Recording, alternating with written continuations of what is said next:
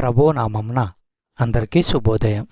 ఈరోజు దేవుని వాగ్దానము ఏమనగా యెషయా గ్రంథము 44వ అధ్యాయము 21వ వచనము. యాకోబు, ఇశ్రాయేలు, వీటిని జ్ఞాపకము చేసుకొనుము. నీవు నా సేవకుడువు, నేను నిన్ను నిర్మించి తిని.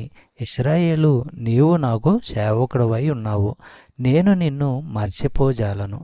సహోదరులారా, నిజదేవునికి సాక్షులుగా ఇశ్రాయేలు వారు ఉండవలసి ఉంది. వారు పైన చెప్పిన సత్యాన్ని అర్థం చేసుకొని జ్ఞాపకం ఉంచుకోవడం ఎంతైనా అవసరము.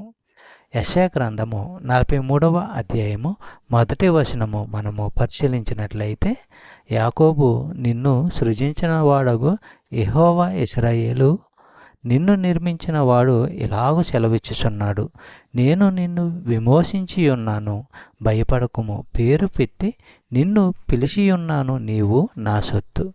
చెప్పబడిన వాగ్దానము దేవుడు దీవించి ఆశీర్వదించును గాక. ఆమేన్.